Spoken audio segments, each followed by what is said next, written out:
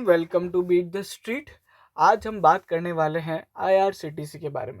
इस वीडियो में हम लोग सबसे पहले जानेंगे आईआरसीटीसी में क्या ऐसी चीज़ें हुई जिसके कारण शेयर प्राइस में गिरावट देखने को मिली है, इससे अपने को क्या सीख मिलती है, और बोनस जो कि अब 29 नवंबर के आसपास जब इसका बोनस आने वाला है, तो अक्टूबर के आसपास जो इसकी बोनस के लिए रिकॉर्ड डेट आने वाली है, तब आपको क्या करना चाहिए, उससे पहले क्या स्ट्रेटेजी लगानी चाहिए, और यहाँ पे किस तरह के लेवल्स देखने को मिल सकते हैं, क्या स्टॉप लॉस होना चाहिए, क्या सपोर्ट, क्या रेजिस्टेंस, सारी चीज़ों पे अपन बात करेंगे। चलिए, सबसे पहले अपन जान लेते हैं आईआरसीटीसी में शेयर प्राइस के अंदर राइज क्यों देखने को मिला था। बेसिकली आईआरसीटीसी में जो हुआ था, अगर अपन उनकी एनुअल रिपोर्ट देखें, और हमने जो एनुअल रिपोर्ट इसकी कवर करी थी, हमने 2-3 बार इसके एनुअल रिपोर्ट्स पे बात करी है, और 1300 रुपये पे हम लोग ने सबसे पहले स्टॉक को कवर किया था। वहां से अगर आप देखोगे तो ये जो लेवल्स है 6000 रुपये तक के लेवल्स देखने को मिले थे। ठीक है, एक अल्टीमेट बुल रन देखने को मिला था, and ultimate share price rally देखने को मिली थी, अल्टीमेट वेल्थ क्रिएशन देखने को मिला था एक इन्वेस्टर के लिए। अच्छा, इसके पीछे क्या रीजन थे? इसके पीछे रीजंस थे कि एक तो प्राइवेट ट्रेन्स की जो टेंडरिंग है जो सरकार खोलने वाली है, दूसरा IRCT is just not a railway ticket booking company, but यहाँ पे ओवरऑल पूरी टूरिज्म बेस्ड कंपनी थी। ठीक है, ये कुछ रीजंस थे, बट इन सभी के साथ, इन सारे अच्छे पॉइंट्स के साथ हम लोग ने खराब बातें भी बताई थी। जैसे कि आईआरसीटीसी के जितने भी बिजनेस है, अगर अपन बात करें आईआरसीटीसी की, अगर अपन रेल नीर की बात करें, रेल नीर जो पानी का बिजनेस है, केटरिंग वाला बिजनेस है, या फिर अपना जो टूरिज्म एंड ट्रेवल्स का बिजनेस है, तीर्थ यात्रा वाला, तीनों के तीनों बिजनेस लॉस में है। एक ही बिजनेस अभी प्रॉफिटेबल है, वो है इंटरनेट बुकिंग का। तो हम लोग ने ये चीज पे बात करी थी और इस पे फोकस भी किया था। और दूसरा, इसके बिजनेस के अंदर सबसे बड़ी रिस्क है regulatory. Being a PSU company, ये सरकार के मूवमेंट के हिसाब से चलती है। सरकार ने अगर पॉलिसी बदली तो यहाँ पे आईआरसीटीसी बैडली हिट हो सकता है। इस पर ही बात करी थी हम लोग ने। कुछ की इवेंट्स देखे थे जहाँ पे आईआरसीटीसी के रिगार्डिंग सरकार की पॉलिसी बदली थी, और एकदम से आईआरसीटीसी का रेवेन्यू यहाँ पे बिल्कुल यहाँ पे इम्पैक्ट हो गया था। ठीक है, उसी तरह की यहाँ पे कुछ अभी पॉलिसीज पे यहाँ पे बात चल रही है, जो कि यहाँ पे आपको देखने को मिलेगा। मैं आपको दिखा देता हूँ। सबसे पहले जो एक अभी एक इम्पैक्ट आया था, जिस दिन सबसे पहले आईआरसीटीसी में फॉल देखने को मिला था, उसके पीछे क्या रीजन था, बेसिकली यहाँ पे हम लोग ने हमारे टेलीग्राम पे पोस्ट किया था। सीएनबीसी के मुताबिक यहाँ पे आईआरसीटीसी और बाकी सारी कंपनीज को लेके एक यहाँ पे रेलवे का बेसिकली रेगुलेटर अपॉइंट करने की सोचा जा रहा है, तो इसके कारण एक नेगेटिव इम्पैक्ट देखने को मिला था। दूसरा, आईआरसीटीसी और बाकी सारी कंपनीज यानी आरवीएनएल या फिर आईआरएफसी जो अदर कंपनीज है, उनके साथ कुछ मतलब आरवीएनएल एंड रेलटेल के साथ जो बातें चल रही थी मर्जर की, वो यहाँ पे अभी यहाँ पे वापस अब आ रहा है कि भाई वो मर्जर नहीं हो रहे हैं। तो ये कुछ दो रीजन थे। और तीसरा रीजन था अपना MWPL, market wide position limit के कारण यहाँ पे जो स्टॉक में बैन लगाया गया था एफएनओ के अंदर, उसके कारण इंपैक्ट हो गया। अब मैं आपको कुछ पहले तो वो बैन वाली न्यूज समझा देता हूँ। देखिए क्या होता है कि अगर एक स्टॉक के अंदर ओपन इंटरेस्ट यानी ओपन पोजीशंस एफएनओ के अंदर, फ्यूचर एंड ऑप्शंस के अंदर, overall market wide position limit के 95% चली जाती है, 95% 90% से ऊपर चली जाती है, तो यहाँ पे उस पर बैन लग जाता है, और उस पर फिर आप कोई भी तरह की फ्रेश पोजीशन नहीं बना सकते हो। तभी बना सकते हो जब यहाँ पे आपकी जो MWPL की लिमिट है वो 80% के नीचे आ जाए। अब ये लोगों ने इसको रीजन बनाया था कि ये आईआरसीटीसी के फॉल का रीजन है। ठीक है, मतलब आईआरसीटीसी का एफएनओ बैन में आना एक फॉल का रीजन है। मेरा एक ही क्वेश्चन है, पहली बात तो ये कि ऐसे कितने स्टॉक्स हैं जो रोज बैन में आते हैं और रोज यहाँ पे बैन से हटते हैं? क्या बैन में आने वाले स्टॉक गिरते हैं क्या? नहीं। ठीक है, क्या बैन से निकलने वाले स्टॉक बढ़ते हैं क्या? नहीं। बेस्ट एग्जांपल है आज आईआरसीटीसी का स्टॉक बैन से हटा दिया गया है, बट आज आईआरसीटीसी का अगर आप स्टॉक देखोगे तो 10% से और गिर गया है। तो कुल मिला के बाजार में या फिर जितने भी एक्सपर्ट्स आपको बोल रहे हैं कि ये रीजन है, वो रीजन है, वो रीजन है, ये जो market wide position limit F and O ban का रीजन है, ये एकदम बेतुकी बातें हैं। पहली बात तो ये देखिए, 4000 के ऊपर जो आईआरसीटीसी का राइस था ना, वो बिल्कुल अपसर्ड था। अपसर्ड मतलब बेबुनियाद, अगर अपन उसको कहें, कोई वैल्यूएशन जस्टिफाइड नहीं थे। ठीक है, we were also bullish, we were also holding. ठीक है, बट एक लेवल होता है स्टॉक का बढ़ने का, उसके बाद से वो स्पेक्यूलेशन में चला जाता है। तो आईआरसीटीसी का जो 4000 से 6000 का राइस था, वो एकदम स्पेक्यूलेशन मोड में था। और अगर आप समझोगे तो क्या होता है कि मैं जैसे हर बार बोलता हूं कि जो चीज जितनी तेजी से बढ़ती है उतनी तेजी से गिरती भी है। इसके बहुत सारे एग्जांपल्स हैं। अपन अभी कुछ की स्टॉक्स ऐसे देखेंगे इंडियन मार्केट की हिस्ट्री में जिनमें इस तरीके की चीजें देखने को मिली थी। पहला स्टॉक जो था अडानी ग्रीन। मतलब अगर अपन देखेंगे जनवरी से फरवरी मार्च के बीच में बहुत ज्यादा चला था, फिर एकदम से वो फॉल देखने को मिला था, और उसके बाद से स्टॉक एकदम रेंज बाउंड हो गया था। इसी तरीके का एक और स्टॉक था हैप्पीएस्ट माइंड, एकदम से यहाँ पर तेजी से भागा था और थोड़ा बहुत गिर के वापस रेंज बाउंड हो गया था। ऐसी CDSL था, ठीक है। अगर आप देखोगे अडानी ग्रीन को अगर अपन छोड़ दे तो हैप्पीएस्ट माइंड और CDSL के फंडामेंटल्स में कोई प्रॉब्लम नहीं है, बट एक बढ़ने की लिमिट होती है स्टॉक की, ठीक है। जैसे अपन ने देखा डीमार्ट, ठीक है, डीमार्ट मेरा one of the most favourite stock है, बट उसमें 25% राइज एकदम से 1-2 दिन में देखने को मिला था। तो क्या होता है, आपको हमेशा समझना चाहिए कि इस तरह के जब राइज देखने को मिलते हैं ना, ये कोई तरह की यहाँ पे आपके लिए एक या तो ट्रेडिंग अपॉर्चुनिटी है, बट इन्वेस्टिंग अपॉर्चुनिटी तो बिल्कुल भी नहीं है, ठीक है। इस तरह में या तो अपनी प्रॉफिट बुकिंग करें, या फिर आप अपनी ट्रेडिंग अगर आप लेते हैं तो यह मान के चलिए कि स्टॉक नीचे गिर भी सकता है, ठीक है। दूसरी चीज, स्टॉप लॉस यहाँ पे बहुत बहुत इंपॉर्टेंट होता है।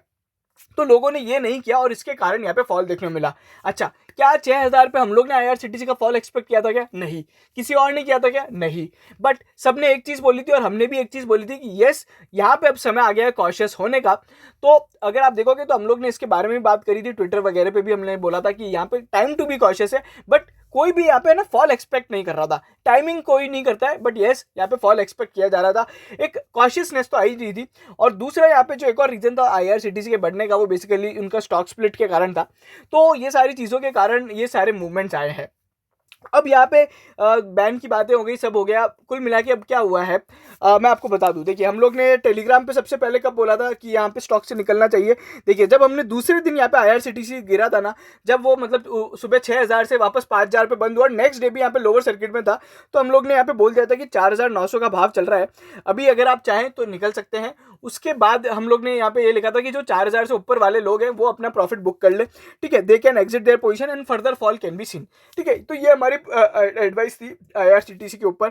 उसके बाद से अगर आप देखोगे तो यहाँ पे स्टॉक में एक है ना अच्छी खासी यहाँ पे रैली क्या मतलब वापस फॉल देखने को मिला है।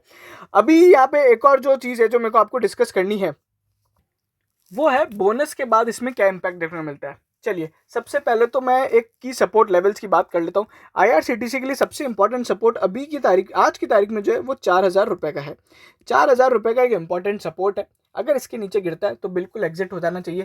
अच्छा, कोई आदमी अगर मीडियम टर्म इन्वेस्टर है या फिर मतलब ज़्यादा लंबे समय के लिए नहीं सोच रहा है, मतलब 6-7 महीने के हिसाब से सोचता है, अगले 6 महीने की बात करते हैं, और उनने किसी भी भाव पे खरीद रखा है, तो मेरी राय रहेगी अगर आप यहाँ पे प्रॉफिट बुक करना चाहते हैं, 2,000 से किसी ने खरीद रखा है तो 4,000 पे बिल्कुल बुक कर सकते हैं। बट जनरली मैं उन लोगों को एडवाइस नहीं करूँगा जिन लोगों ने 2,000 के लेवल्स के आसपास खरीद रखा है, बिकॉज ऑलरेडी गेन यहाँ पे 100x है आज की तारीख में भी। और यहाँ पे एक बात तो तय है कि यहाँ स्टॉक वापस इतनी तेज़ी से नहीं बढ़ेगा, ठीक है। जैसा कि अपन ने बहुत सारी हिस्टोरिकल इंस्टेंसेस लिए, अडानी ग्रीन या फिर कोई भी स्टॉक, तो इतना तेजी से तो बिल्कुल नहीं बढ़ेगा। और मैं यहाँ पे ये भी एक्सपेक्ट नहीं कर रहा हूँ कि एकदम से भागेगा। उसके पीछे बहुत सारे रीजंस भी, जैसे कि इनके कंपनी के रिजल्ट्स आने वाले, दूसरा ये बोनस के बाद एक्स स्प्लिट होने वाला है, तो इसके कारण मैं यहाँ पे कोई एक्सपेक्ट नहीं कर रहा हूँ कि यहाँ पे एकदम से तेजी से यहाँ पे कोई रिकवरी देखने को मिलेगी। देखने को भी मिलेगी तो 4,000 से 5,000 रुपये तक के एक लेवल्स देखने को मिल सकते हैं, उसके अलावा नहीं मिल सकते। तो 4,000 एक बहुत ही इंपॉर्टेंट सपोर्ट है, ठीक है। अच्छा, रेजिस्टेंस यहाँ पे अपने लिए क्या है? तो रेजिस्टेंस यहाँ पे अगर अपन देखें तो 4,800 का है, इस रेंज के बीच में रहता है, तो यहाँ पे एकदम आपको है ना रेंज बाउंड ट्रेडिंग देखने को मिलेगी। एंड आई एक्सपेक्ट कि यहाँ पे जो स्टॉक है ये 3,800 से 5,000 के बीच में ही यहाँ पे रेंज बाउंड करता रहेगा, ठीक है। अगर अपन बोनस के बाद भी देखें तो यही कुछ रेंजेस रही, मतलब स्प्लिट के बाद भी देखें तो इसी रेंज के आसपास ट्रेड होगा, कंसिडरिंग द इफेक्ट ऑफ यहाँ पे स्प्लिट। चलिए, अब यहाँ पे अपन देख लेते हैं कि स्प्लिट हुए हुए शेयर्स में किस तरीके की परफॉर्मेंस रहती है स्प्लिट होने के बाद। अगर आप देखोगे तो ये SRF है, SRF का ये शेयर प्राइस चार्ट है। 13 अक्टूबर को ये है ना स्टॉक स्प्लिट हो गया था। अगर अपन देखें उससे पहले इसमें भी एक अच्छी खासी रैली देखने को मिली थी, फिर एकदम से यहाँ पे फॉल देखने को मिला है, और आज का fall basically attributable to the companies results also.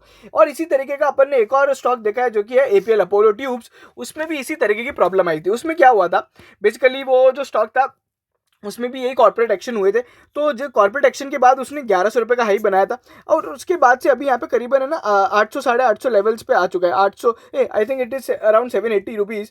तो मैं आपको क्या बताना चाह रहा हूँ कि इस तरह के कॉर्पोरेट एक्शंस के बाद एक स्टॉक यहाँ पे ठंडे मतलब है ना रेंज बाउंड ट्रेडिंग करता है, तो प्लीज़ डोंट एक्सपेक्ट इस उसमें मत रहिएगा, या फिर इस तरह की बाइंग ना कीजिएगा कि अब ये हमारा एक स्प्लिट डेट आने वाली तो हम इससे पहले खरीद लेते हैं और स्प्लिट होने के बाद बेच देंगे, ठीक है। तो इस तरीके की यहाँ पे ट्रेडिंग ट्रेडिंग मत कीजिएगा। अब तो ये ट्रेडिंग स्टॉक रहा ही नहीं है, अब यहाँ पे एकदम पेशेंस वाला स्टॉक है जो कि 6-7 महीने तक हो सकता है मूवमेंट ना दे। चलिए, तो ये बात हो गई स्प्लिट की। दूसरा, अपने रिजल्ट्स आने वाले हैं, तो आईआरसीटीसी के रिजल्ट्स भी कोई मतलब इतने ज़्यादा मतलब खतरनाक तो नहीं होंगे। क्वार्टर ऑन क्वार्टर और वाई ओ वाई बेसिस पे तो अच्छे हो सकते हैं, बट उनके मेजर बिजनेस अभी भी लॉस मेकिंग है, उनमें अभी भी यहाँ पे एक रिवाइवल देखने को बाकी है, तो वो अपने को यहाँ पे देखना रहेगा। और मैं तो आपको ये बोलूंगा, कोई फ्रेश पोजीशन बनाना चाहता है तो वो रिजल्ट्स जो कि 1 नवंबर को आ रहे हैं उसके बाद ही यहाँ पे सोचे, ताकि अपने को ये भी पता पड़ जाएगा कि स्प्लिट वगैरह के साथ क्या ट्रेड हो रहा है, क्या नहीं हो रहा है, और किस तरीके से यहाँ पे कर रहा है। तो ये सारी चीज़ें हो जाएंगी। अब यहाँ पे बात आ जाती है कि जो लोग फंस गए हैं उन्हें क्या करना चाहिए। देखिए, मेरी हमेशा राय रहती है एक बढ़िया कंपनी में जो कि आईआरसीटीसी मेरे हिसाब से है, तो उसमें लॉस तो बुक नहीं करना चाहिए। बट अगर आप में पेशेंस नहीं है तो you should book your losses. ठीक है, 4,000 से आप 4,500 का एक यहाँ पे रेंज बनाइए और उसके अंदर निकलते जाइए। ठीक है, अगर आपने किसी भी ऊपर वाले भाव पे खरीद रखा है तो यहाँ पे आपके लिए ये है। मैं यहाँ पे मैं नहीं मानता कि अगले 2-3 महीने तक ये वापस लेवल्स आएंगे।